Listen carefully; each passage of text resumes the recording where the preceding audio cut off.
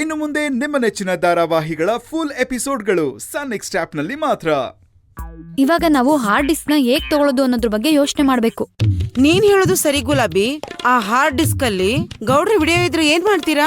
ಅವರು ಒಳ್ಳೆಯವರು ಅಲ್ಲ ಅಂತ ಸಾಬೀತಾಗತ್ತೆ ತಾನೇ? ಇಲ್ಲ ನಾನಿದೆ ನಂಬಲ್ಲ. ನಮ್ಮ ಯಜಮಾನ್ರು ನನ್ಗೆ ಸಣ್ಣ ಪುಟ್ಟ ಮೋಸ ಮಾಡ್ಬೋದು, ಆದ್ರೆ ಅಷ್ಟು ದೊಡ್ಡ ಮೋಸ ಮಾಡ್ತಾರೆ ಅಂದ್ರೆ ನನಗೆ ನಂಬಿಕೆ ಬರ್ತಿಲ್ಲಪ್ಪ. ಹೌದೌದು, ಇದನ್ನ ನಾನು ನಂಬಲ್ಲ. ನಾವ್ ಹೆಂಗಸ್ರು ಹೀಗೆ ನನ್ ಗಂಡ ಪಾಪದವನು ಏನು ಗೊತ್ತಿಲ್ಲ ಶ್ರೀರಾಮಚಂದ್ರ ಅಂತ ತಿಳ್ಕೊಂಡಿರ್ತೀವಿ. ಹಾ, ಗಂಡಸರು ಅಷ್ಟೇ ನಮ್ ಮುಂದೆ ರಾಮಚಂದ್ರಂತರ ನಾಟಕ ಆಡ್ತಾರೆ. ನಾವಿಲ್ದೇ ಇರುವಾಗ ಕೃಷ್ಣ ಲೀಲೆನ ತೋರಿಸ್ತಾರೆ. ಹಾ ಸೀತಮ್ಮ, ಇದ್ರಲ್ಲಿ ನಿಮ್ ಸ್ವಂತದ ಅನುಭವ ಇದ್ಯಾ?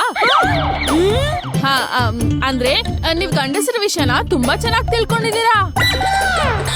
ಈ ವಿಷಯದ ಮೇಲೆ ನೀವೇನಾದ್ರೂ PhD ಮಾಡಿದಿದ್ರೆ ನಿಮಗ್ ಗ್ಯಾರಂಟಿ ಡಾಕ್ಟರೇಟ್ ಸಿಗ್ತಾ ಇತ್ತು. ಮೊದ್ಲು ಆಗಿರೋ ಎಡವಟ್ನ ಹೇಗ್ ಸರಿ ಮಾಡ್ಬೇಕು ಅಂತ ಯೋಚನೆ ಮಾಡಿ, ಆಮೇಲೆ ನನಗೆ ಡಾಕ್ಟರೇಟ್ ಕೊಡ್ಸುವಿರಂತೆ. ನನ್ಗಿವಾಗ ಏನ್ ಮಾಡ್ಬೇಕು ಅಂತಾನೆ ಗೊತ್ತಾಗ್ತಿಲ್ಲ.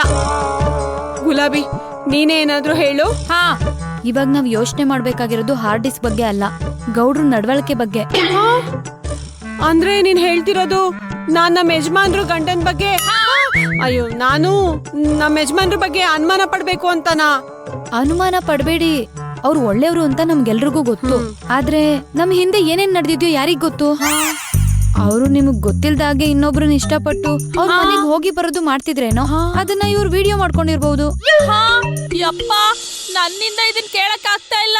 ಕೇಳೋಕ್ ಆಗ್ಲಿಲ್ಲ ಅಂದ್ರೆ ಕಿವಿ ಮುಚ್ಕೋ. ನೀನ್ ಹೇಳು ಗುಲಾಬಿ. ಇವಾಗ ಗೌಡ್ರ ಜೊತೆ ಯಾವ್ದಾದ್ರು ಹುಡ್ಗಿ ಇದ್ದಾಳ ಅಂತ ತಿಳ್ಕೊಬೇಕು.